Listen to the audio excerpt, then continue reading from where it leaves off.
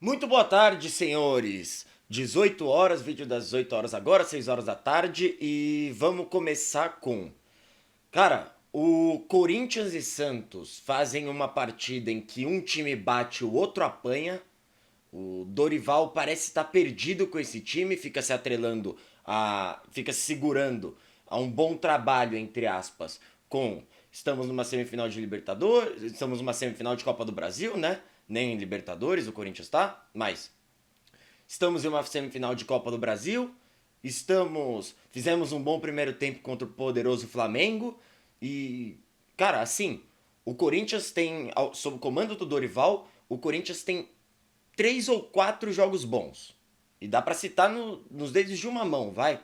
Que é Flamengo, o primeiro tempo, e não conseguiu converter em resultado isso. O Palmeiras, o jogo da ida e o jogo da volta no Allianz.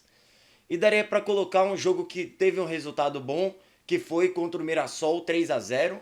Ou até se você quiser tirar o jogo do Mirassol, que o Mirassol ainda tem mais perigo do que o Corinthians nesse jogo, mesmo o Corinthians jogando em casa, você pode colocar um dos jogos, o jogo da ida do Atlético Paranaense pela Copa do Brasil, só esses jogos.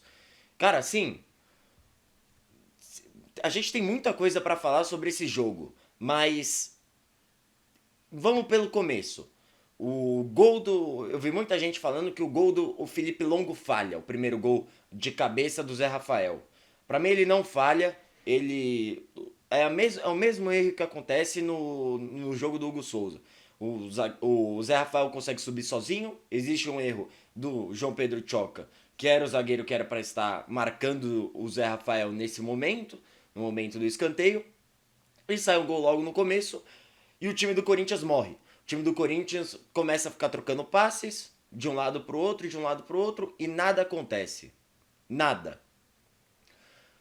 Depois temos o Barreal que faz um golaço, né? Mais um cortou para a esquerda no time do Corinthians, que contra o São Paulo também já aconteceu, o famoso cortou para a esquerda. E agora no Santos também, a bola vai na gaveta, é indefensável para o Felipe Longo, e aí um gol de pênalti do Roleiser, pênalti do Breno Bidon, que eu já vou falar sobre. Cara, o time do Corinthians, o Ranielli consegue diminuir o placar de cabeça, né, aos 58 do segundo tempo, aos 13 minutos do segundo tempo. Vamos começar pelo começo. O time do Corinthians não joga bola em nenhum momento. Foram 12 dias de parada de data FIFA.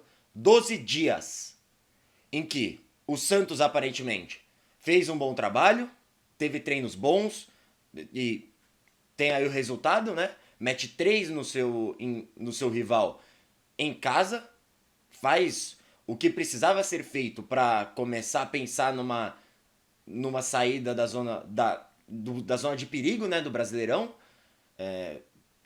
Fica 6 nesse momento da zona do rebaixamento, né? Do Vitória, que joga hoje mais tarde, a gente vai até falar sobre, mas fica a 6 da zona do rebaixamento e faz um resultado protocolar, faz um jogo muito bom para sair dessa derrota que tinha sofrido do Ceará por 3-0 fora de casa. E é um jogo que dá uma esperança a mais pro torcedor santista. Agora, pro lado do Corinthians, é um jogo que qualquer técnico no Brasil seria demitido. Qualquer técnico no Brasil. O, o primeiro tempo do Corinthians é num nível tão baixo, é de um nível tão baixo, e aí você ainda tem, no meio do jogo, o Corinthians acaba de tomar um gol, você vê Memphis rindo no banco, ele que jogou 2 jogos pela Holanda agora nessa data FIFA, já estava aqui há 4 dias, na hora de pedir a camisa 10, né, na hora de colocar o contrato, colocar no contrato que a camisa 10 é dele, e acabar com o clima do vestiário, acabar com o clima do Rodrigo Garro, ele vai lá e é leão. Aí o Corinthians perdendo fora de casa 1-0, um clássico que pode afundar o rival e pode fazer o Corinthians respirar, porque agora o Corinthians está a 2 pontos só do Santos. É, e fica de risadinha no banco de reserva, junto com os jogadores da base. Baita exemplo, hein? Baita exemplo do que o Memphis está dando pros jogadores da base. E aí no intervalo, né, já com a vantagem de 2-0, o Santos vai para o intervalo tranquilo. Muitos dos meus amigos santistas tinham muito medo desse intervalo, porque o Santos ele vinha de partidas que o primeiro tempo estava sendo muito bom, mas não conseguia transformar em gols, em oportunidades claras de gol e não conseguia fazer gols. E aí no segundo tempo o time acabava morrendo e tomava sempre o empate ou a virada. E nesse jogo foi diferente. Nesse jogo o Santos consegue o resultado no primeiro tempo, chega pro segundo tempo e só administra. E aí que vem outra da minha indignação com o Dorival Júnior, com o senhor Dorival Júnior.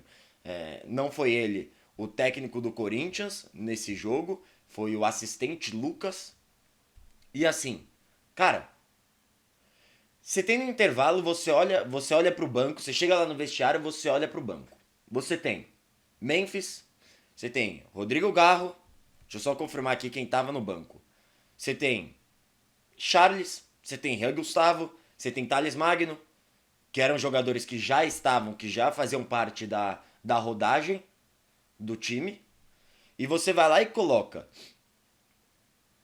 André Bahia, de volante, que entrou muito bem. Entrou muito bem, mudou a cara do Corinthians quando entrou. Você começa com dois laterais esquerdos, com Hugo e Andileri, que não renderam nada o jogo inteiro. Nada, nada, nada. E aí você vai lá e tira um dos laterais esquerdos pra colocar o André Bahia, né? E aí você recua o Ranieri pra zagueiro perdendo de 2-0. Cara, faz uma linha de 4 e tenta ganhar o jogo, e tenta alguma reação. O técnico do Corinthians deveria saber que no segundo tempo o time do Santos normalmente morre. Normalmente o time do Santos para de render. E aí? Corinthians não vai para cima? E aí continua com uma linha de 3 zagueiros, né? Com o Ranieri pelo lado esquerdo nesse momento e o Andileri pela lateral esquerda, fazendo um ala pela esquerda, né? E nenhuma criatividade, né? Nenhuma criatividade entre Hugo e Andileri, entre Ranieri e Andileri. Apesar do Ranieri ter desempenhado melhor do que o Andileri quando estavam na mesma posição, né? Como zagueiros, não é a posição do Ranieri. Não é a posição do Andileri. Eu não sei o que dá com os técnicos do Corinthians que sempre tentam inventar a posição para os jogadores. Cara, faz o básico. Faz o básico. O Thales, vamos supor, Thales Magno é ponta esquerda, joga ele de ponta esquerda. O Andileri é lateral esquerdo, joga ele de lateral esquerdo. O Hugo, lateral esquerdo, né? Não é meia esquerda. Não é um esquema de 2 laterais com 5 defensores. Não vai dar certo. O Ranieri, ele pode fazer um bom jogo como zagueiro, mas ele não é zagueiro. Ele é volante.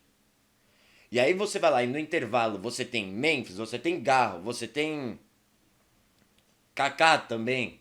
Que aí você pode tirar um lateral, você pode fazer alguma coisa ali. Você tem Thales Magno, que você pode tirar o Hugo e jogar com 4 na linha de 4 atrás e jogar com o Thales de ala. Jogar com o Thales pela meia esquerda, pela ponta esquerda, que seja. Que é a posição dele, né? Você olha para esses jogadores, você vira e fala: vou colocar o André Bahia, vou colocar o Kaique Ferrari, vou colocar o Dieguinho. Aí o Dieguinho entra mais tarde, né? Entra no final do jogo. Cara, você joga todos os moleques na fogueira, perdendo de 2-0, num clássico, fora de casa.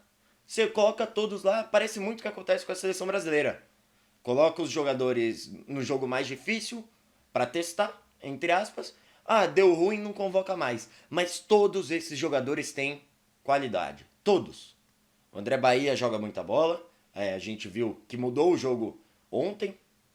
O time começou a ser um pouquinho mais ofensivo. O André Bahia correu o tempo todo. Correu o jogo inteiro. Participou muitas vezes do ataque do Corinthians.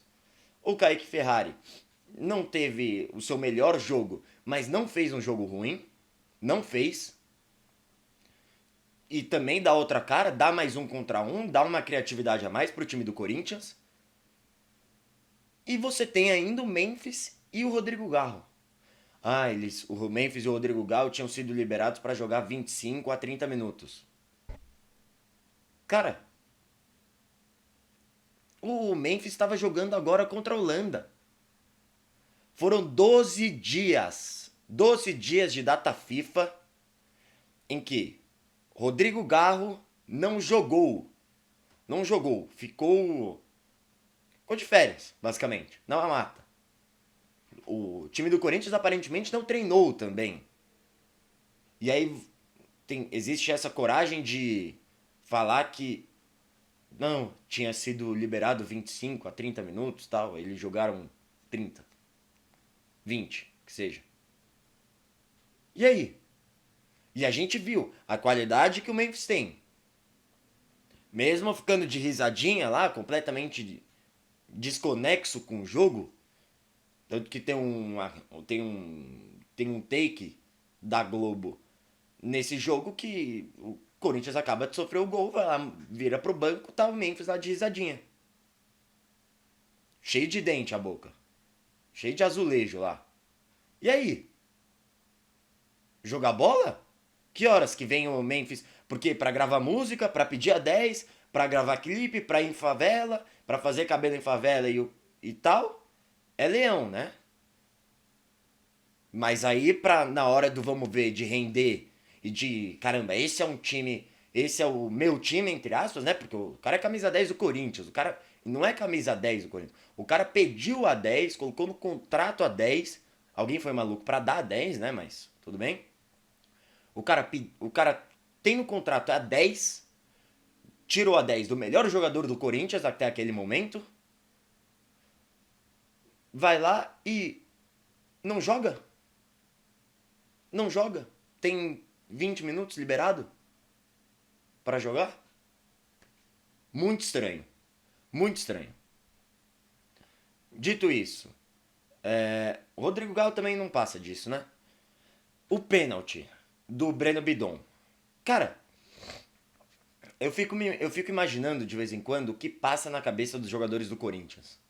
O que passa? É o Kaká dar um puxão na área, no Internacional.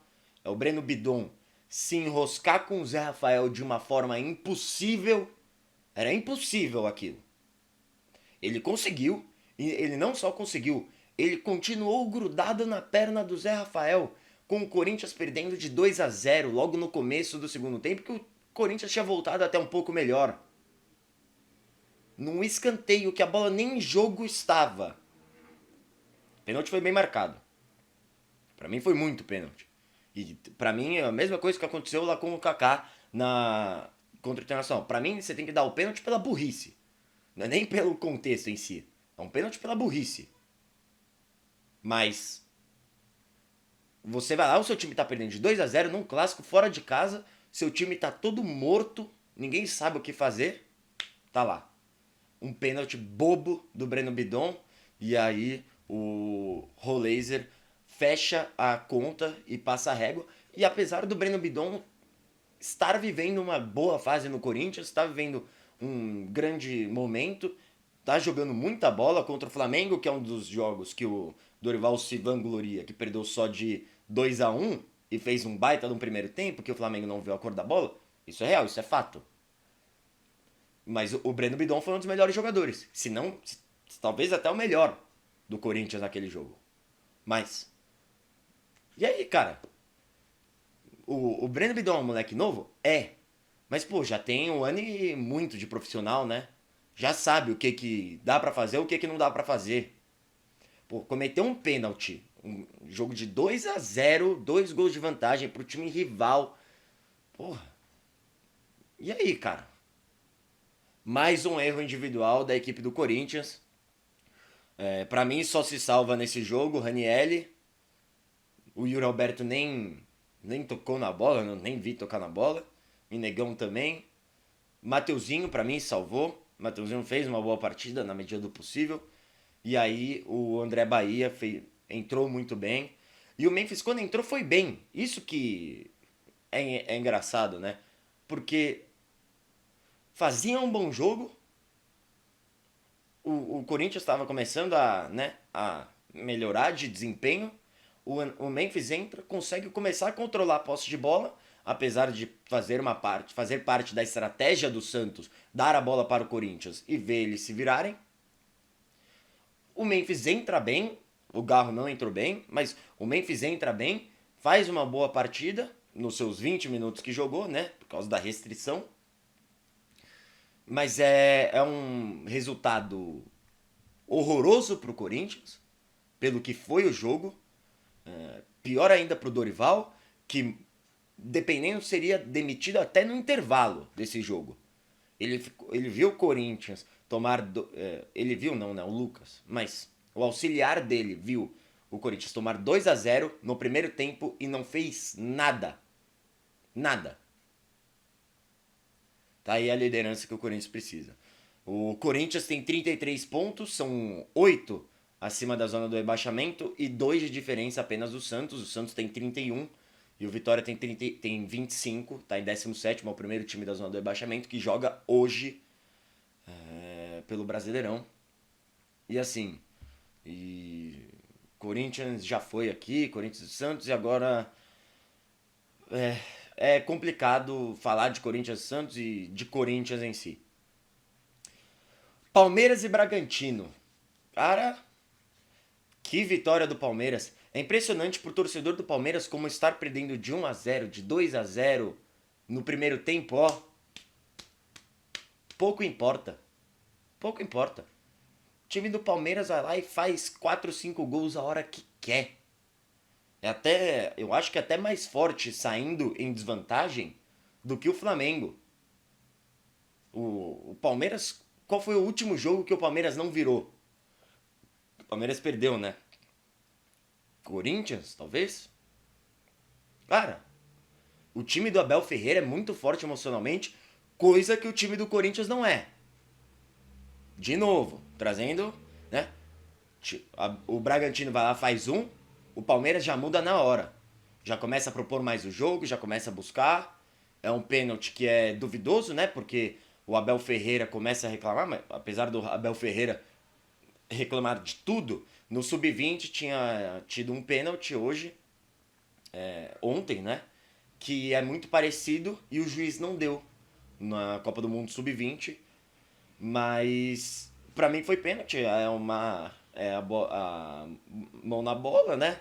É um braço um pouquinho mais aberto do que deveria. Pra mim o pênalti é justo. O John Joe faz o gol e abre o placar, né? E aí o Bruno Fux logo no primeiro tempo ainda consegue empatar. Bela atuação de Bruno Fux, né?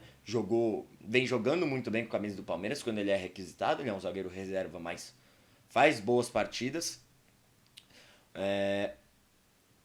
E aí, cara, no geral, é uma partida de 5-1, né? Os autores dos gols: Bruno Fux, Vitor Roque, Felipe Anderson, Flaco Lopes e Vitor Roque fecha a conta com 5 gols. O Vitor Roque faz 2 no total. E é impressionante o Vitor Roque ainda não ser convocado, né? Impressionante. A seleção brasileira precisando de um 9, cadê ele? Tá na hora. Tá na hora de fazer pelo menos um teste. Porque dependendo vai ser o 9 da Copa. Entre aspas, o 9 da Copa, né? A seleção brasileira que não joga mais com 9. Mas, na teoria.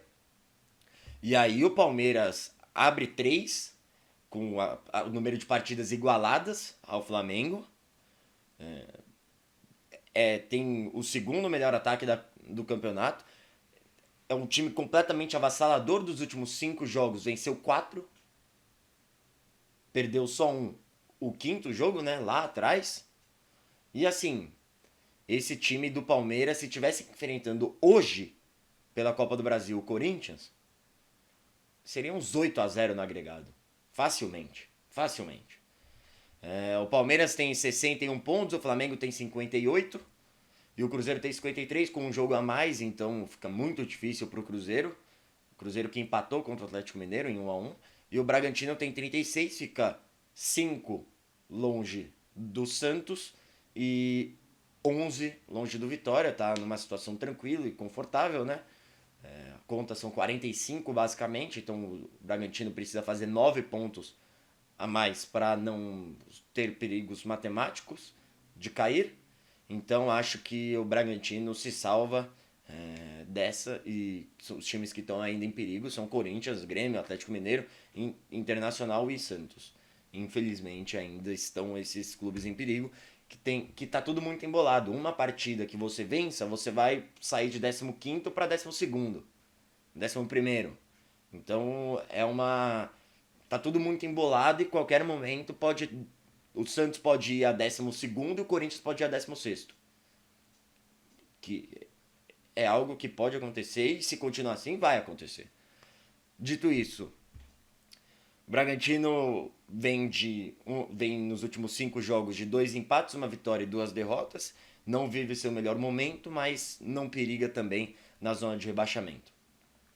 Botafogo e Flamengo. O Botafogo e Flamengo, nosso fogão não deu, hein? Não deu. O time do Flamengo é muito mais forte do que o time do Botafogo.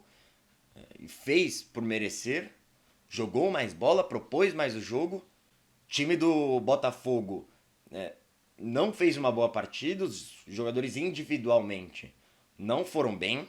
O Marcelo Ponte, o lateral direito Ponte, o Alan, Cuiabano, Arthur Cabral não fizeram um bom jogo. O David Ancelotti não fez um bom jogo. Foi uma aposta do John Textor a contratação do Ancelotti. Hoje em dia todas as contratações no futebol brasileiro são uma aposta. Mas essa do David Ancelotti foi um grauzinho a mais. E esse jogo em si do Botafogo reflete a desorganização que acontece desde o começo do ano, das vendas de Almada e de contratação de jogadores que talvez não seriam os melhores para esse momento no Botafogo. E mostra que o rival tá muito bem centrado, tá muito bem organizado e vai brigar por todos os títulos, que é o Flamengo. Uma excelente partida do Rossi, jogou muita bola, e uma excelente partida do Pedro também, que fez gol. Os autores dos gols foram Pedro, Luiz Araújo e Gonzalo Plata. E uma boa partida geral do Flamengo. Tem até o lance polêmico entre o Emerson Royal, né? E, cara, o Emerson Royal era pra ter sido expulso, né? Porque ele tá caído, ele tenta dar uma cotovelada. Eu achei, mais uma vez, que a arbitragem brasileira tem uma contradição, né? Mas isso a gente faz mais um vídeo no sábado, meio-dia, para falar sobre essa arbitragem brasileira que está uma piada. Finalizando o vídeo, né? Agora que já passou de 20 minutos de vídeo. Atlético Mineiro e Cruzeiro, jogo em 1-1. Juan e Matheus Pereira, os autores dos gols. Matheus Pereira pelo Cruzeiro e Juan pelo Atlético Mineiro. O lance da expulsão do Caio Jorge é completamente bizarro.